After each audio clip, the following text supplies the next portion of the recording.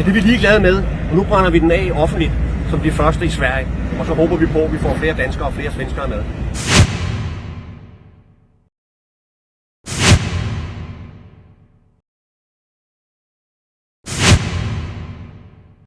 Vi har intet respekt for islam overhovedet.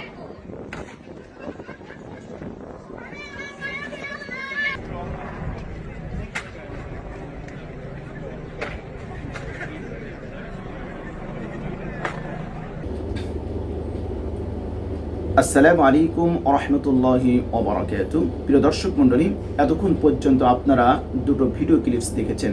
একটিতে দেখেছেন সুইজারল্যান্ডের একদল উগ্রবাদী জঙ্গি সন্ত্রাসী যারা মহাগ্রন্থ আল কোরআন কারীমের গায়ে আগুন ধরিয়ে দিচ্ছে। অপরটিতে দেখেছেন ডেনমার্কের আরেক দল উগ্রপন্থী সন্ত্রাসী জঙ্গি, তারা পবিত্র কোরআন নিয়ে যারা ফুটবল খেলছে। নাউজুবিল্লাহ। দর্শক মণ্ডলী, আজ আমরা তথাকথিত বুদ্ধিজীবী, নাস্তিক, মুরতাদ, প্রগতিবাদী তাদের চোখে আঙ্গুল দিয়ে দেখিয়ে দিতে চাই, দেখো সন্ত্রাসী কারা, জঙ্গি কারা। তোমরা পশ্চিমাদের উচ্ছিষ্ট ভোগ করে ঢালাওভাবে তোমরা মুসলমানদেরকে জঙ্গি বলো, সন্ত্রাস বলো। আজকে যে দেখো কারা প্রকৃতপক্ষে সন্ত্রাসী আর কারা জঙ্গি। দর্শক মণ্ডলী, আজ থেকে 1450 বছর পূর্বে যখন কোরআন নাজিল হয়েছিল, তখনও কোরআন কারীমকে চিরতরে মিটিয়ে দেওয়ার জন্য তারা ওত পেতে বসেছিল। শয়তানের দোসররা তারা কিন্তু বসেছিল না। সেই আবু জেহেল, উতবা, সাইবা তারা কিন্তু চেষ্টা চালিয়েছিল কোরআনকে মিটিয়ে দেওয়ার জন্য, কিন্তু তারা পারেনি। তারা ব্যর্থ হয়ে, লাঞ্ছিত হয়ে এই পৃথিবী থেকে তারা বিদায় নিতে বাধ্য হয়েছে। কিন্তু তাদের প্রেতাত্মা, তাদের দোসররা কিন্তু পৃথিবীতে রয়েছে। তারাও কিন্তু চেষ্টা চালিয়ে যাচ্ছে কোরআনকে তারা পৃথিবী থেকে নির্মূল করার জন্য, কিন্তু পারবে না। মহাগ্রন্থ আল কোরআন কারীমের সূরা হিজরের 9 নম্বর আয়াতে কারিমার মধ্যে আল্লাহ পাক বলেছেন, ইন্না নাহনু নাযালনা যিকরা ওয়া ইন্না লাহু লাহাফিজুন। এই কোরআন আমি নাজিল করেছি এবং এই কোরআন আমি সংরক্ষণ করব। অন্যভাবে সূরা সফের 8 নম্বর আয়াতে কারিমার মধ্যে আল্লাহ পাক বলেন, ইউরিদুনা লিইউতফিউ নূরাল্লাহি বিআফওয়াহিহিম ওয়াল্লাহু মুতিম্মু নূরিহি ওয়ালাউ কারিহাল কাফিরুন। কাফিররা চায় যে আল্লাহর এই নূর, এই কোরআন, এই ইসলামকে ফু দিয়ে নিভিয়ে দিতে, কিন্তু পারবেন। আল্লাহ পাক এটাকে পূর্ণতায় পৌঁছাবেন, যদিও তারা অপছন্দ করে, যদিও তারা কাগজের এই কোরআনকে তারা পুড়িয়ে ফেলতে পারে, কিন্তু যেই কোরআন আল্লাহ রাব্বুল আলামিন মুসলমানদের হৃদয়ে ফলকে গেঁথে দিয়েছেন, কিয়ামত পর্যন্ত ইনশাআল্লাহ কোরআন থাকবে। কোরআনের আলোয় পৃথিবী উদ্ভাসিত হবে। কোরআনকে পুড়িয়ে দেওয়া, কোরআনকে অবমাননা করা, তার মানে হচ্ছে মানবতাকে অবমাননা করা। কোরআনকে পুড়িয়ে ফেলা তার মানে হচ্ছে সাম্যকে পুড়িয়ে ফেলা। কেননা কোরআন মানবতার কথা বলে, কোরআন সাম্যের কথা বলে, কোরআন মানুষকে অন্ধকার থেকে আলোর পথে আহ্বান জানায়।